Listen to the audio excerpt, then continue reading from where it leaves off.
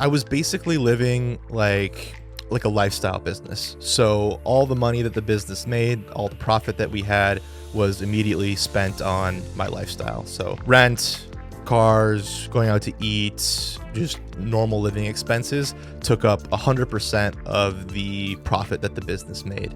And at that point in time, we were still 100% reoccurring revenue. But if you aren't capturing any more revenue, you're not moving the business forward, you're not growing.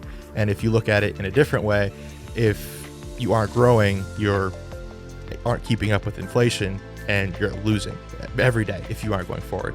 Anyway, a risk that I took in really all areas of my life was moving back home and living with my mom, because I couldn't grow the business with $0 a month left to spend on business expenses. So I took every single expense that I had on the personal side, and I moved back home and extinguished all of those expenses and was able to actually start reinvesting in the business. The risk that I took there wasn't really financial. It was actually more on the relationship that I have with my girlfriend, because she moved with me.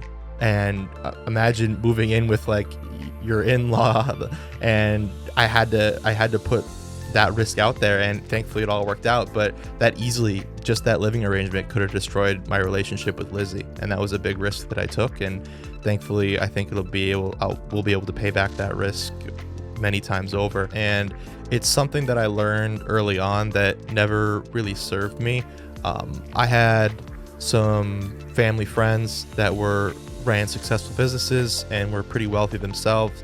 And the common thread amongst them all is that they were extremely frugal. Like, they had holes in their underwear, like would cut the mold off of ham and like eat the ham. Like, they were very, very frugal individuals. And I made the association really early on that if I want to be wealthy, all I have to do is be frugal. And that sounds good right away.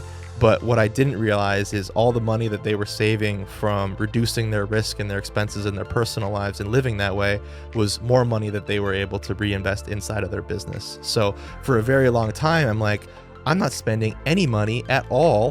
Why is my business not growing? And that belief that I had cemented in my brain when I was like 12 years old was really damaging to me, because again, I didn't see the other side. I didn't see what they were saving money for. And I didn't see how much they were actually spending, and as a consequence caused them to live that way. And to go full circle, the risk that I take now is just simply spending more money on the business itself. And that's something that I was very uncomfortable with early on. I was cash flow only, had to be out of cash flow. Any expense that wasn't absolutely necessary is not an expense that we're going to be taking on. And you have to change your thoughts around that if you want to grow. I mean, it's the same. You hear it every day. You got to spend money to make money, right? And that really is true. And I didn't do that for a very, very long time. I think I heard a quote maybe 3 years ago that really stuck with me. And it's, you get to a point in your life where you realize the greatest risk you can take is taking no risk at all. And I really learned that lesson in 2024. And I'm happy that I learned that, because I don't have to live that way anymore. So it's important to take risks, calculated risks, of course.